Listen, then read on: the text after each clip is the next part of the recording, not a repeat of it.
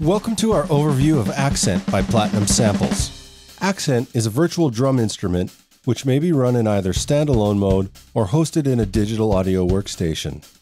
It supports the most common plugin formats: Steinberg's VST2 and VST3, Avid's Pro Tools AAX64, as well as audio units on Apple's macOS. When Accent is instantiated, it'll open to the mixer page. At the top of the Accent user interface are 5 large buttons for switching the pages. The first button selects the mixer. The second button selects the stage. The third opens the groove page. The fourth button opens the MIDI mapping page. And the fifth button shows us the preferences. Let's switch back to the mixer. On the mixer page are the channels associated with the drum pieces which are loaded. Accent is fully dynamic and you can load as many pieces as your system will handle. There are no built-in limitations other than your system's resources and the number of MIDI notes available. Normally, the first thing you'll do is load a preset in Accent. So let's go ahead and load one of the factory presets. You'll notice that we can scroll to view more channels. However, if we have a large enough screen, we can resize Accent to display more mixer channels. Now that we have a preset loaded, let's look at each channel briefly. Accent has different kinds of channels: instrument channels, ambience channels, and aux channels. The direct channels for the loaded instruments are loaded into instrument channels. In this preset, we can see there are kick, snare top, snare bottom, a high and low tom, a hi-hat, 2 crash cymbals, and a ride cymbal. Because the samples for Accent are recorded just like on a real recording session, the ambient channels are recorded as separate channels as well. So we have the overheads and rooms recorded as our ambience channels. In this preset, there's a stereo overhead ambience channel, a stereo room, as well as a mono room channel. Aux channels are used to add effects or side processing to the mix. We'll discuss aux channels later. Signal flow in Accent follows the same logic as in a real recording studio console. Basically, signal flow is from top to bottom on each channel. So let's start at the top of our kick channel. At the top of our instrument channel is an instrument button, which when clicked will open a slide-out panel showing which articulations are available for the current instrument. Here we can see that for the kick drum there is a single articulation recorded, the beater, and it's assigned to note C1, or MIDI note number 36. We have the ability to trim the level of each articulation separately by adjusting the slider or typing in a new value. In Accent, to reset a value back to its default value, you can either Option-click on macOS or Alt-click on Windows, or simply double-click the control. You may also adjust the pitch for the current articulation or all articulations. The instrument settings also has an ADSR section, where you can adjust the attack, decay, sustain, and release of the samples. This defaults to off to save processing power, but when enabled, you can have the settings affect all channels associated with the channel, or select which channels it affects. So you could change the decay time of the rooms without affecting the close mics or overheads. This would be a way of making the room smaller by reducing its decay length. Next is a trim knob. The trim knob changes the gain of all tracks associated with the current instrument. When we open the bleed slide out, we'll see all the tracks recorded for this kick drum. Here we can see that this kick drum sends signal into the snare top and bottom channels, the overheads, as well as the 2 rooms. If we adjust the trim gain, it changes the gain of the direct channel as well as all of the bleed levels together. In the bleed slide out, we can adjust how much of each bleed channel is sent, so if we wanted to reduce the amount of kick bleed into the overheads, we could reduce the send level. Accent also allows us to inverse the phase of the bleed sends individually in the bleed slide out or inverse the phase of all mixer channels at the top of the mixer. It's also possible in the bleed section to reverse the channels of a stereo send. Accent has 4 channel inserts for adding effects. The first insert slot is dedicated to internal Accent built-in effects. The built-in effects are gain, filter, 4-band EQ, compressor, limiter, gate, and a simple reverb. To add an effect, select the effect type and click the Effects Plus button to add the effect. You can add additional effects and change their processing order by dragging them up or down. Effects Minus removes the currently selected effect, while the button right beside it, the Effects with 2 minus symbols, removes all of the effects. The B button bypasses all effects.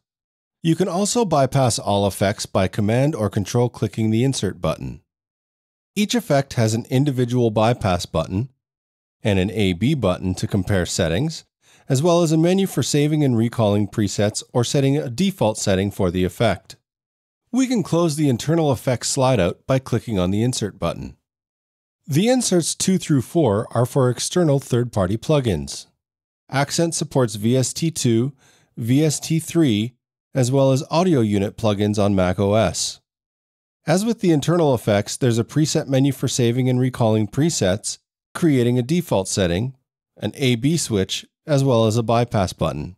You can bypass all effects on a channel by Option-Command clicking on macOS or Control-Alt clicking on Windows on an Insert button. Below the inserts is a preview pad. We can preview the loaded instrument by clicking on the pad. The velocity triggered is softer at the bottom and louder at the top of the pad. The current articulation selected in the instrument slideout is previewed. As expected, each channel has a solo and mute button, as well as a fader. You can unsolo all soloed channels by Option or Alt clicking on the Rude solo light in the display, or Alt Option clicking on any solo button. You can mute or unmute all channels by Alt or Option clicking on any mute button. You can also solo defeat a channel by using the shortcut Command-click on macOS or Control-click on Windows on any solo button. This is useful for tracks where you don't want your reverb effect to be muted while soloing the source channels. Below the channel fader is an output assignment menu. You can assign the channel output to separate outputs of your I/O device in Standalone or to separate channels in your host DAW. The master output is sent to the master channel in Accent and is the main output of your I/O or channel in your DAW. You can assign all outputs to the same outputs using the Option or Alt modifier, or alternatively, you can cascade them using the Command-Option-Shift modifier on macOS or Control-Alt-Shift on Windows. Let's quickly look at the snare channels. You'll notice that there are 2 snare channels recorded for the currently loaded snare, a snare top and a snare bottom microphone. You'll notice that only the snare top has a bleed button and a trim knob. That's because the snare top is the primary channel for this instrument.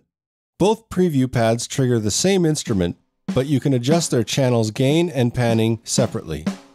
To see how the aux channels work, let's insert a reverb on the aux channel and set the reverb's mix value to 100% wet. Let's also solo defeat the aux channel. Now let's open the aux slideout on the snare top. Notice the send to the aux channel is mono, and the aux channel's input is mono. To make the aux channel stereo, we can simply change the aux channel's input to bus 1 and 2. You'll notice the aux channel becomes a stereo track, and on our snare channel, the aux ends have been changed and we get a pan control. On the aux end, you can adjust the level being sent, as well as change the send from pre or post fader. If you want to switch the panning quickly between audience and drummer's perspective, you can click on the D&A button and the panners will show the color selected in the button, blue for drummer and orange for audience. The stage has 2 modes of operation, design mode and preview mode. You can switch modes by clicking on the preview button. When the preview button is not lit, then the stage is in design mode. In design mode, you can add kit pieces to the stage and position them to your taste. When pieces are added to the stage, they have no sounds loaded. We can either add pieces one at a time or load one of the templates provided or saved. Let's load a basic 3-tom kit template. Note the warning that this will clear out our current kit. We also get an option to switch to preview mode after the template is loaded. For now, we'll keep that unchecked. We can now add a second snare. If we right-click on the first snare, we can see it's mapped as snare 1, and if we click on the second snare, that it's mapped as snare 2. Let's switch to preview mode. In preview mode, we can add sounds into each instrument. If we click on the kick, the browser will list all kicks available. We can filter to only show kicks for a particular library, or if we wish, we can search for our kick. Let's search for EJB and load kick 1. Notice the Auto Advance button will move us to the snare if it's enabled. Let's load EJB Kit 1 snare. For the second snare load, EJB Kit 2 snare. We can keep loading additional pieces, but let's check out the snares for now. By checking out the articulations for snare 1, we can see the notes which are mapped. Note the center hit is D1 or MIDI note number 38. If we click on snare 2, we see that the center hit is mapped to D0 or MIDI note number 26. This is fine if we want to address two snares with separate MIDI notes, but let's say we want to stack the snares. Let's change the mapping for snare 2 to snare 1 in design mode. Now we have both snares mapped to snare 1. If we click on either snare now, they have the same mapping.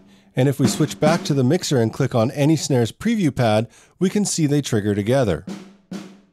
Note, we can also open the browser on the mixer page and change the mapping or change which sample is loaded. We also have the ability to adjust the instrument's trim value and pitch from the stage for convenience. There's also a preview pad which will preview the selected articulation. Accent lets you play grooves which have been added into the Accent database. Let's select the EJB Kit 3 demo groove. You'll notice that Accent defaults to 120 beats per minute. We can change the standalone tempo by double-clicking the tempo value and entering a new value. But we can also have Accent play the selected groove at the native tempo of the groove selected. In this case, 121 beats per minute by changing the sync to from host to groove. Note that we can mute or unmute instruments in the groove. Let's turn off the hi-hat and then turn it back on.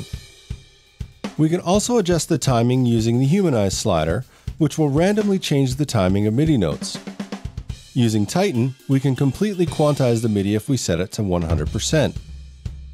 We can drag the groove from inside Accent into our host if it supports that feature, or onto your desktop for instance. Any muted notes or humanization will also be exported.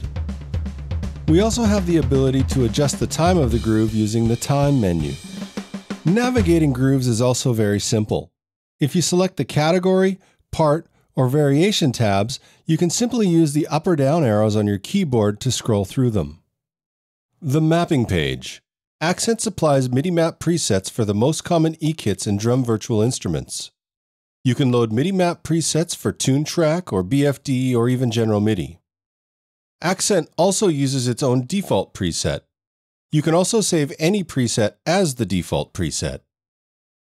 Accent mapping allows for 5 kick drums, 5 snare drums, 2 hi-hats, 6 crashes, and more. Each of them can be accessed by clicking on the Instrument Type button. We have two options at the top.